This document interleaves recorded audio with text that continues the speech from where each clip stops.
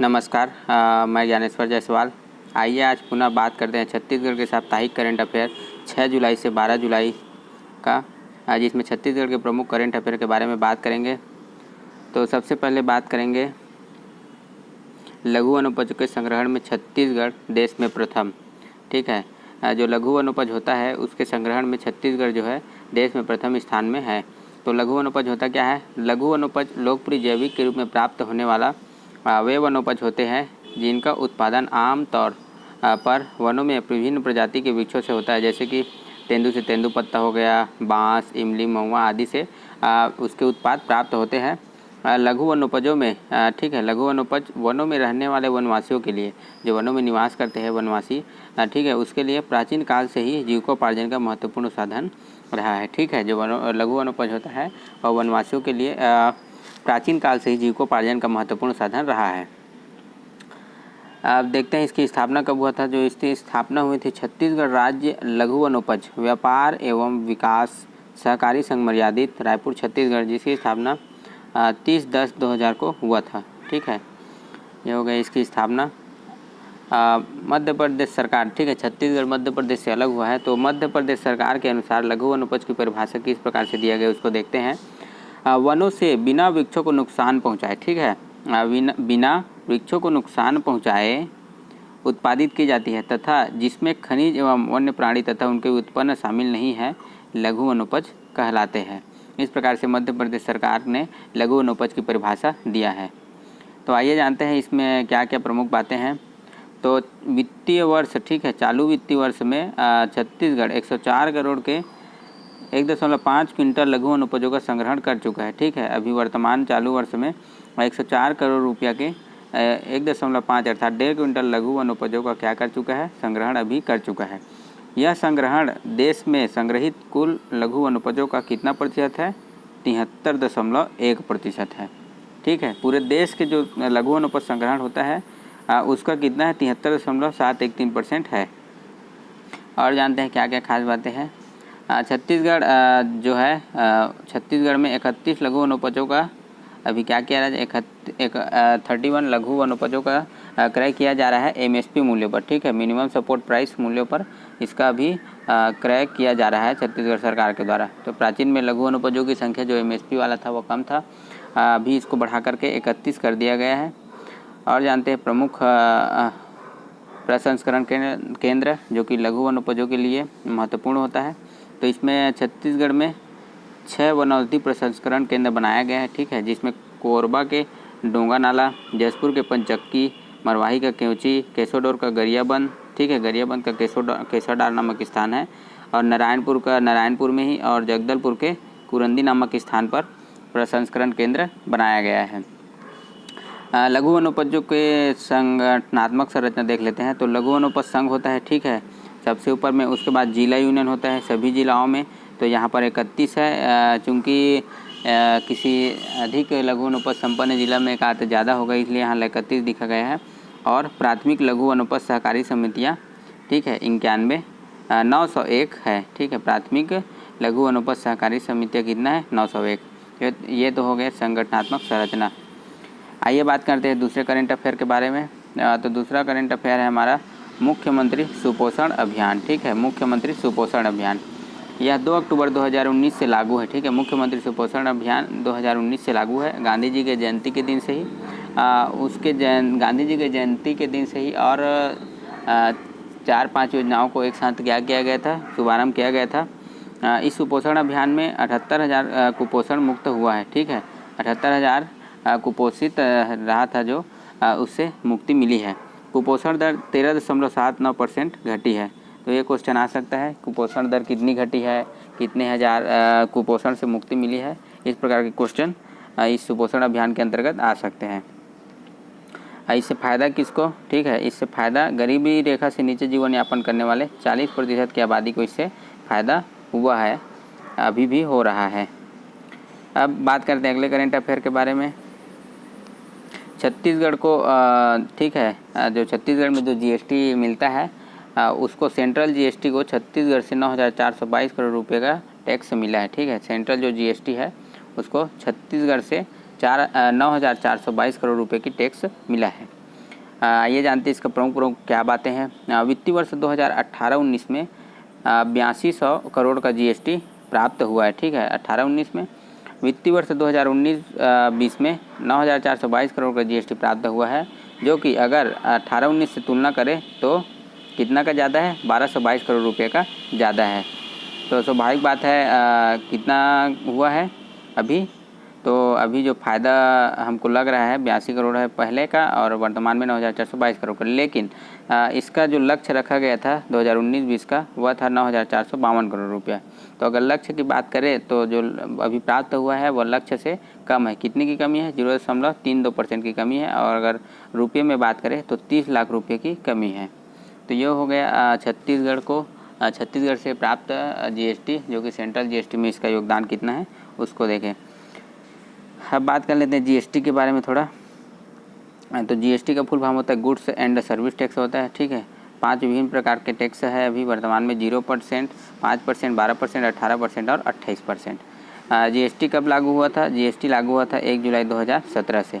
ठीक है, मलेशिया में 2016 से लागू हो चुका था। मलेशिया चूँकि दूसरा देश है, ठीक है, यहाँ 2015 से जीएसटी लागू हो चुका है। अब बात करते हैं अगला करेंट अफेयर के बारे में। तो अगला हमारा करेंट अफेयर है नवा रायपुर में लगेगा सोलर पावर प्लांट। ठीक है, सोलर पावर प्लांट अर्थात सूर्य से चलने वाली पावर प्लांट। सूर्य के एनर्जी को एकत्रित करके जिससे बिजली बनाया जाता है वो है सोलर पावर प्लांट। कितना खर्च आएगा? 35 करोड़ रुपये। ठीक है, 35 करोड़ रुपये खर्च आएगा, जिसकी क्षमता कितनी है? 10 मेगावाट क्षमता रहेगी, जिसमें 5 मेगावाट जो क्षमता वाला है वह ग्राम कुहेरा में स्थापित किया जाएगा और 5 मेगावाट विभिन्न भवनों के छतों में स्थापित किया जाएगा। इससे लाभ क्या होगा? नवा रायपुर में होने वाले बिजली खर्च में सालाना 4 करोड़ रुपये की बचत किया जाएगा। और जो वहाँ की विभिन्न स्ट्रीट लाइट है, ठीक है, वहाँ पर इससे चलने वाली लाइटें एलईडी बल्ब लगाए जाएंगे। ये हो गया नवा रायपुर में सोलर पावर प्लांट के बारे में जानकारी। अब बात करते हैं अगली करेंट अफेयर के बारे में। तो अगला करेंट अफेयर है 101 फूड पार्क स्थान को मिली मंजूरी। ठीक है, छत्तीसगढ़ सरकार ने 101 फूड पार्क स्थानों को मंजूरी दे दी है। राज्य सरकार द्वारा 101 स्थानों पर फूड पार्क को मंजूरी दिया गया है, जो कि कुल 1300 हेक्टेयर भूमि पर इस फूड पार्क की स्थापना होगी। ठीक है, 15 स्थानों पर फूड पार्क की स्थापना अभी चालू हो गया है, जैसे कि बेमेतरा के चंदू और रवेली में फूड पार्क बनेगी, सूरजपुर के बरबसपुर केवरा में। ठीक है, इस प्रकार से अलग अलग स्थानों में अलग अलग क्षेत्रफल में इसका स्थापना होगा। तो यह हो गया फूड पार्क को मिली मंजूरी के बारे में। अब बात करते हैं अगले करेंट अफेयर के बारे में। तो अगला करेंट अफेयर है चरोदा में रेलवे का 50 मेगावाट का सोलर पावर प्लांट लगने वाला है। ठीक है, सोलर प्लांट लगने वाला है, ये भी सौर ऊर्जा से संचालित रहेगी। तो इसको कौन से रेल मंडल ने बोला है बनवाने के लिए, या जिसको चालू किसने किया है? रायपुर रेल मंडल द्वारा। ठीक है, रायपुर रेल मंडल द्वारा ग्रीन एनर्जी को बढ़ावा देने के लिए इस कार्य को मंजूरी दी है। किस कंपनी द्वारा बनाया जाएगा? ठीक है, ये भी बहुत इंपॉर्टेंट है। तो इसको बनाया जाएगा REMCL। ठीक है, REMCL क्या है? Railway energy management company limited. ठीक है, railway energy management company limited, जिसको इसी को लीज में दिया गया है 25 सालों के लिए। क्योंकि 2 सालों में यह बनकर तैयार होगा, तो टोटल अगर देखा जाए तो टोटल कितना साल रहेगा? 27 साल की लीज। ठीक है, 2 साल में बनकर तैयार हो जाएगा। ठीक है, लगभग 2021-22 में इसका चालू हो जाएगा। ठीक है, बिजली उत्पन्न करना। तो इसके लिए ज़मीन कितना दिया गया है? 122 हेक्टेयर। ठीक है, 122 हेक्टेयर में यह सोलर प्लांट बनकर तैयार होगा। 360 करोड़ रुपए की बचत होगी। ठीक है, इससे कितने का बचत होगा? 360 करोड़ रुपए की। 25 सालों में 360 करोड़ रुपए की बचत होगी, ऐसा बताया गया है। और इससे जो बिजली बनेगी वह कौन सी ट्रेनों के लिए रहेगी? तो इसके लिए भी वर्तमान में बोला गया है अमरकंटक एक्सप्रेस। ठीक है, जो कि दुर्ग से भोपाल चलता है, उसको रिचार्ज किया जाएगा। अब बात करते हैं अगले करेंट अफेयर के बारे में। तो अगला करेंट है हमारा छत्तीसगढ़ को, ठीक है, छत्तीसगढ़ को मिला है एलियट्स एक्सीलेंट अवार्ड। ठीक है, छत्तीसगढ़ को क्या मिला है? Eliot's excellent award. यह जो एक्सीलेंट अवार्ड है कौन देता है? IT संस्थान है, IT संस्थान है। ठीक है, एलियट्स टेक्नो मीडिया, इसके द्वारा ही डिजिटल इंडिया पहल के तहत इसको इस अवार्ड को दिया गया है छत्तीसगढ़ को। तो छत्तीसगढ़ को ये अवार्ड क्यों दिया गया है? तो जो छत्तीसगढ़ सरकार है वह 10 जून, ठीक है, 10 जून 2020 को, ठीक है, 10 जून 2020 को मुख्यमंत्री दर्पण वेबसाइट और मोबाइल ऐप का लोकार्पण किया था। इन्होंने इस वेबसाइट और ऐप का क्यों लोकार्पण किया था? वे सुराजी गाँव योजना, ठीक है, सुराजी गाँव योजना के तहत और बहुत सारी फ्लैगशिप योजनाओं के नियमित मॉनिटरिंग करने के लिए इस वेबसाइट और ऐप का क्या किया था? लोकार्पण किया था। इसी के तहत छत्तीसगढ़ को डिजिटल इंडिया पहल के तहत ही इस अवार्ड को दिया गया है। जैसे कि फ्लैगशिप योजना और सुराजी गाँव योजना के अंदर, सुराजी गाँव योजना पिछले साल चालू किया गया था, जिसके अंतर्गत मुख्यमंत्री वार्ड कार्यालय, मुख्यमंत्री हाट बाजार क्लिनिक आदि ये सभी योजनाएं उसी के अंतर्गत आते हैं। अब बात कर लेते हैं फ्लैगशिप योजनाओं के बारे में, ठीक है। फ्लैगशिप योजना होता क्या है? फ्लैगशिप योजना यह एक भारत सरकार की एक योजना है, ठीक है। इसके अंतर्गत ये वे योजनाएं हैं जो स्वास्थ्य, शिक्षा, पर्यावरण, सिंचाई, रोजगार, शहरी और ग्रामीण अन्य क्षेत्रों में या फिर सबसे महत्वपूर्ण क्षेत्रों के राष्ट्रीय मुद्दों को संबोधित करती है, ठीक है। तो इसके तहत जैसे कि स्वच्छ भारत मिशन हो गया, डिजिटल इंडिया हो गया, सर्व शिक्षा अभियान, मनरेगा, ये सभी फ्लैगशिप योजनाओं के अंतर्गत आता है। अब बात कर लेते हैं डिजिटल इंडिया कार्यक्रम के बारे में। तो डिजिटल इंडिया कार्यक्रम भी एक फ्लैगशिप योजना के तहत ही, इसके तहत ही इस अवार्ड को छत्तीसगढ़ को दिया गया है। भारत को डिजिटल रूप से सशक्त देश में बदलने के लिए चलाया जा रहा कार्यक्रम क्या है? डिजिटल इंडिया कार्यक्रम, जो कि 1 जुलाई 2015 से शुरुआत हुई है। अब बात करते हैं अगले करंट अफेयर के बारे में, ठीक है। छत्तीसगढ़ सरकार ने प्रदेश के हर गांव में एक इंडस्ट्रियल पार्क की स्थापना की बात कही है। तो इसमें होगा क्या? गांव के गोठान की 1 एकड़ भूमि, ठीक है, गांव के गोठान की 1 एकड़ भूमि ग्रामोद्योग के लिए संरक्षित रहेगी और वहां पर स्व सहायता समूहों द्वारा कार्य किया जाएगा, ठीक है। इससे क्या होगा? इससे छोटे उद्यमियों, कारोबारियों को नई पहचान मिलेगी, ठीक है। छोटे उद्यमियों और छोटे कारोबारियों को नई पहचान मिलेगी, रोजगार की समस्या क्या होगी? हल होगी। यह तो हो गया प्रत्येक ग्राम में एक इंडस्ट्रियल पार्क की स्थापना। अब बात करते हैं अगले करंट अफेयर के बारे में। तो अगला करंट अफेयर है, देश के लिए महत्वपूर्ण ही है, ठीक है। तो एशिया के सबसे बड़े सौर प्लांट का लोकार्पण किया गया रीवा के मध्य प्रदेश में, ठीक है। इसका उद्घाटन किसके द्वारा किया गया? इसका उद्घाटन प्रधानमंत्री श्री नरेंद्र मोदी जी के द्वारा किया गया। और ये कहाँ स्थित है? यह है रीवा मध्य प्रदेश में, ठीक है। यह कहाँ स्थित है? रीवा मध्य प्रदेश में स्थित है यह प्लांट। इसकी क्षमता कितनी है? 750 मेगावाट, ठीक है। कितना मेगावाट? 750 मेगावाट की सौर ऊर्जा परियोजना, जिसमें 250 और 250 मेगावाट की 3 यूनिट है, ठीक है। 250 का कितना यूनिट है? 3 यूनिट है।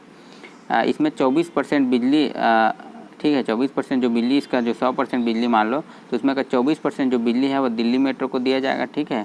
रेलवे मंडल को दिया जाएगा दिल्ली मेट्रो, जिसमें दिल्ली मेट्रो शामिल है। और 76% बिजली मध्य प्रदेश बिजली वितरण कंपनियों को दिया जाएगा। जो मध्य प्रदेश में जो बिजली वितरण कंपनियां हैं उनको दिया जाएगा। जैसे छत्तीसगढ़ में बिजली वितरण कंपनियां भी पूर्व में हम लोग पढ़े थे कि 5 वितरण कंपनी था, उसको 3 में क्या कर दिया गया है? मर्ज कर दिया गया है। वैसे ही मध्य प्रदेश में भी बिजली वितरण कंपनियाँ हैं, उसको 76% बिजली दिया जाएगा। और ये कितना, इसका स्थान कितना है, ठीक है, ये कितने क्षेत्र में बनाया जा रहा है? तो यह 500 हेक्टेयर ज़मीन में स्थापित हुआ है। इसके बारे में और कुछ फैक्ट है, जैसे कि विश्व में सौर ऊर्जा उत्पादक शीर्ष 5 देशों में शामिल हो गया, ठीक है। इसकी इस जो रीवा में पावर जो सौर ऊर्जा प्लांट स्थापित किया गया है, उसके कारण जो हमारा देश है, भारत देश है, वह सौर ऊर्जा उत्पादक शीर्ष 5 राज्यों में शामिल हो गए हैं, जो कि बहुत ही गौरव की बात है हमारे देश के लिए और मध्य प्रदेश के लिए भी, ठीक है। भारत में वर्तमान सौर ऊर्जा का उत्पादन 37,627 मेगावाट है। टोटल संपूर्ण भारत में अगर सौर ऊर्जा का उत्पादन देखा जाए तो 37,627 मेगावाट है। अगला करंट अफेयर के बारे में बात करते हैं, गहन डायरिया नियंत्रण पखवाड़ा, ठीक है। गहन डायरिया, गहन शब्द इसलिए क्योंकि बारीकी से डायरिया का नियंत्रण करने के लिए इस वर्ड का यूज किया गया है। गहन डायरिया नियंत्रण पखवाड़ा 8 जुलाई से 21 जुलाई, बहुत ही महत्वपूर्ण प्रश्न है, ये आ सकता है आगे करंट अफेयर में। तो 8 जुलाई से 21 जुलाई को कौन सा पखवाड़ा मनाया गया बोल दिया जाएगा तो क्या रहेगा? गहन डायरिया नियंत्रण पखवाड़ा। इसको कौन चला रहा है या कौन संचालित कर रहा है? स्वास्थ्य एवं परिवार कल्याण विभाग छत्तीसगढ़ के द्वारा, ठीक है। इसका शुभारंभ स्वास्थ्य मंत्री श्री TS सिंहदेव जी के द्वारा किया गया है। कब किया गया? 8 जुलाई को। 8 जुलाई से 21 जुलाई के लिए यह नियंत्रण पखवाड़ा चलेगा। जिसमें प्रदेश के स्वास्थ्य केंद्रों में 7,194 ORT 7,194 ORT अर्थात ओरल रिहाइड्रेशन थेरेपी, ठीक है, ओरल रिहाइड्रेशन थेरेपी एक थेरेपी होता है, और जिंक कॉर्नर की स्थापना की जाएगी। ये तो हो गया इसके बारे में महत्वपूर्ण बातें। अब इसमें और देख लेते हैं क्या क्या महत्वपूर्ण बातें हैं। तो इस पखवाड़ा में गांव स्तर पर, ठीक है, इस पखवाड़ा में गांव स्तर पर क्या क्या होगा, ORS का वितरण होगा, ओरल रिहाइड्रेशन सॉल्यूशन, ठीक है, और ORS एवं जिंक को बनाने की विधि का भी प्रदर्शन या उसको बताया जाएगा किस प्रकार से बनाते हैं। शिशुओं को डायरिया से बचाने का प्रमुख उद्देश्य है, ठीक है, डायरिया पखवाड़ा। और ये हो गया प्रमुख सलाह। छत्तीसगढ़ सरकार जो स्वास्थ्य एवं परिवार कल्याण मंत्रालय है, उन्होंने क्या क्या सलाह दिया है, दस्त के दौरान एवं दस्त के बाद माँ का दूध, ठीक है, तरल पदार्थ एवं ऊपरी आहार देना जारी रखें, अर्थात हल्का आहार देना जारी रखें। दूसरा, जन्म से 6 साल के बच्चों को सिर्फ माँ का ही दूध दे, ये भी सलाह दिया गया है। तीसरा, खाना बनाने, खाना खाने एवं शौच के बाद साबुन से ही हाथ धोए, ऐसा स्वास्थ्य एवं परिवार कल्याण मंत्रालय ने कहा है। अब बात करते हैं अगले करेंट अफेयर के बारे में। तो अगला करेंट अफेयर है हमारा शिशु संरक्षण माह, ठीक है, यह भी बहुत महत्वपूर्ण है। इसको भी दोनों को, ठीक है, गहन डायरिया पखवाड़ा और शिशु संरक्षण माह दोनों को एक साथ शुभारंभ किया है 8 जुलाई को। तो यह बहुत ही महत्वपूर्ण है, आगे जाके करेंट अफेयर के रूप में परीक्षाओं में पूछा जा सकता है। तो इसका जो डेट है वो कब से कब तक है, 14 जुलाई से 14 अगस्त तक रहेगा। चूँकि ये माह लिखा है इसलिए 1 माह का रहेगा और पखवाड़ा अर्थात 15 दिन का रहेगा। तो 14 जुलाई से 14 अगस्त का जो दिन रहेगा अर्थात ये शिशु संरक्षण माह के रूप में मनाया जाएगा। तो ये हो गया। इसके तहत प्रदेश भर में 26 लाख बच्चों को विटामिन ए की खुराक, ठीक है, विटामिन ए की खुराक दिया जाएगा और 28 लाख बच्चों को एनीमिया की रोकथाम के लिए IFA सिरप पिलाया जाएगा, ठीक है, क्या पिलाया जाएगा, IFA सिरप पिलाया जाएगा। IFA सिरप होता क्या है इसको देख लेते हैं। पहले बात कर लेते हैं 26 लाख बच्चों को विटामिन ए की खुराक। 26 लाख बच्चों में कौन कौन से बच्चे रहेगा, उसमें 9 माह से 5 वर्ष तक के बच्चे शामिल रहेंगे। और IFA सिरप किन किन को पिलाया जाएगा, तो IFA सिरप 6 माह से 5 वर्ष के बच्चों को पिलाया जाएगा। तो IFA टेबलेट होता क्या है, IFA का फुल फॉर्म होता है iron and folic acid tablet, ठीक है, क्या होता है, iron and folic acid tablet होता है। एनीमिया के इलाज के लिए इस टेबलेट को दिया जाता है, ठीक है, जो कि RBC के फॉर्मेशन में मददगार साबित होता है। अगर IFA अर्थात फोलिक एसिड का अगर सूत्र देखा जाए तो C19H19N706 होता है। ये तो हो गया शिशु संरक्षण माह के बारे में जानकारी। आज के लिए बस इतना ही, धन्यवाद।